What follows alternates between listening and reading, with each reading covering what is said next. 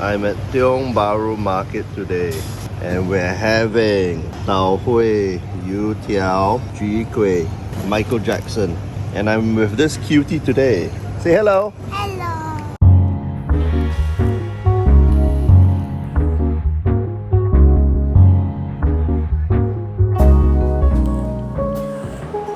Good morning, good morning, good morning.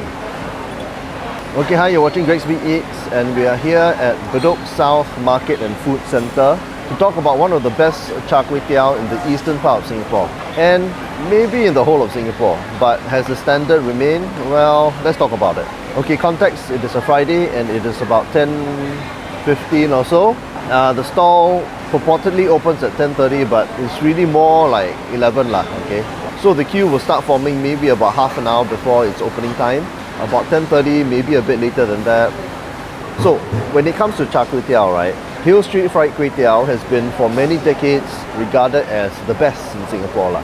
The store was set up by owner Ng Chan Siang, who has since passed on. He had been frying char kway teow since 1961 as a roadside pushcart hawker at Wayang Street, which is around Eu Tong Sen Street lah, before relocating to the now defunct Hill Street Hawker Centre in 1984. When it was demolished in 2000, Ng relocated his stall to Bedok South Market and Food Centre, and he has been here ever since. When Ng Chan Siang was alive, Hill Street Fried Kway Teow was consistently hailed by many in the media as being one of the best char kway teow in Singapore.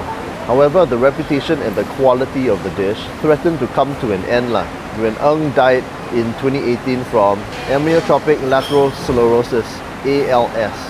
But fans of Ng's char kway teow needn't have worried as he had been training up his third son, Ng Yao Kiat, now 40 years old in 2022, to take over the business for some years already. When he started, Yao Kiat took a year to learn how to fry the dish before being added to the final frying duties in rotation with Ng himself. His aunt is actually the one who actually helps out in the prep of the ingredients and the first round of frying of the noodles. When Ng was diagnosed with ALS in 2014, Yao Kiat became solely responsible for the final frying duties, with his aunt still doing the prep and the first round of frying. And that is the current setup at this stall today. So come, let's have a taste. 快啊，辣椒！你会放那个猪油啊？油渣，你要放下去炒，还是放在上面？谢谢你啊。Okay, bye-bye. Okay, test. Okay, alright. I received my plate here, and that took about 30-40 minutes. It's a Friday lah, so bear that in mind lah. I think I started queuing about 10:30. She took my order and asked me to sit down, and then she delivered the plate here lah. So as I said, with a plate here, it costs $4. They used to offer two sizes, $3.50 and $4, but I think that they've standardized it to a single price to quicken the process lah. So let's just try this.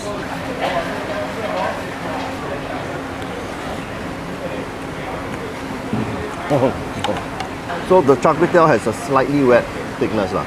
Okay, and the flavors are very nicely balanced. You can taste the fish sauce, you can taste the lard, and you can taste the bit of that cocoa juice flavor lah. And if you ask for chili, right, it gets spicy, but the chili sort of like, it stays more in the background, although it does come to the foreground a little bit more, you know, because it is quite spicy. And the added black sauce is sweet, but it is not as sweet as some other places I've tried lah. So that is kind of the saving grace.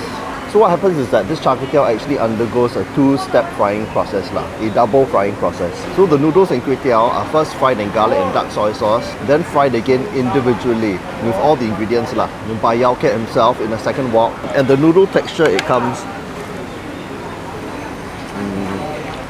on the softer side with a very small amount of bite and spring lah. They use medium width kway teow and they use yellow noodles, and then they've got some taugeh and they have got some chives here.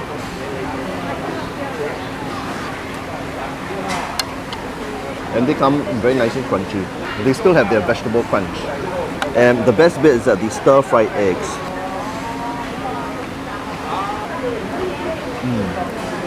Very nicely soft, oh my god. Like very moist, very soft, really great.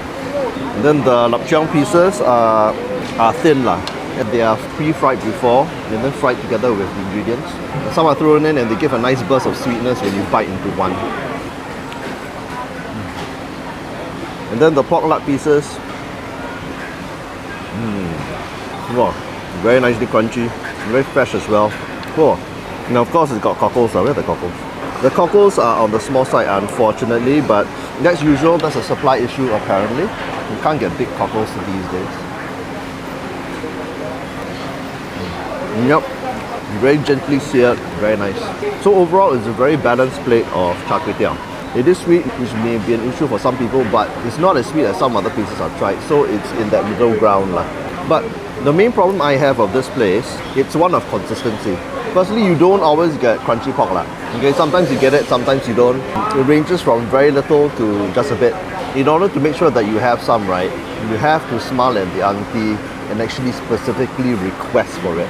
Which is what I did, and I got about 8 pieces lah, which is a fair amount. It's very nice. Also, the other thing is that you don't always get smoky wok hei. Sometimes you get it, sometimes you don't. It really depends. Even though it is fried in small batches. And that's because he's subconsciously, I guess, trying to fulfill a lot of orders because it's very, very crowded here. But when you do get one with wok hei, right, it is heavenly. It is really very nice. The last problem, and the biggest one of all, is actually the waiting time. You have to wait a very long time, and that's even if you're one of the first in the queue. So what happens is that while the auntie actually does her prep and the initial frying of the kway teow and the noodles, right, customers will occasionally come early to place their orders. Plus, she will also take the orders of people who queue extra early, and then she will actually ask them to stop waiting and ask them to come back 20 minutes later. And closer to 11 a.m. when they properly open, right, she will actually refuse to take orders and ask people to queue. So what happens is this, you know, if she doesn't take pre-orders, right, the queue will get ridiculously long and it will actually cause traffic problems in the hawker center. And I think that they may have gotten into trouble in the past because she always asks queuing customers to move forward.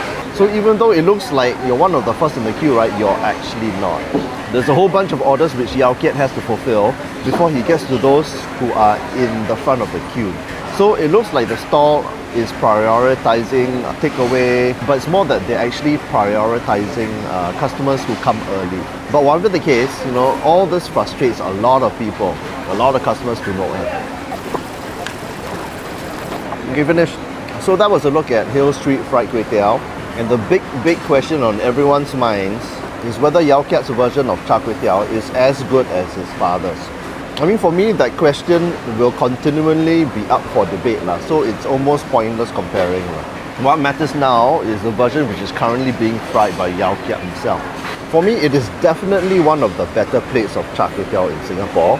The question obviously, which I always ask in every video, is whether you would actually travel half across Singapore to actually eat here.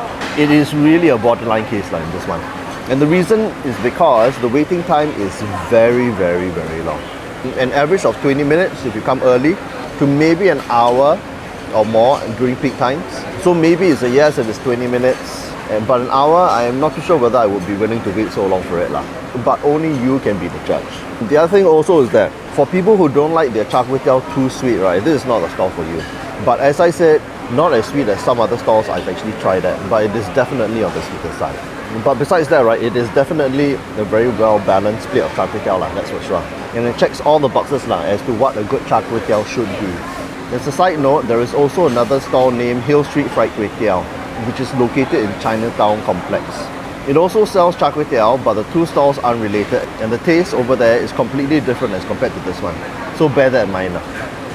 So, thanks for watching another episode of Great Speed Eats, where I eat through the whole of Singapore. If you liked this episode, give it a like, subscribe, and comment below. Turn on the notifications bell, and I'll see you in the next one. Bye bye.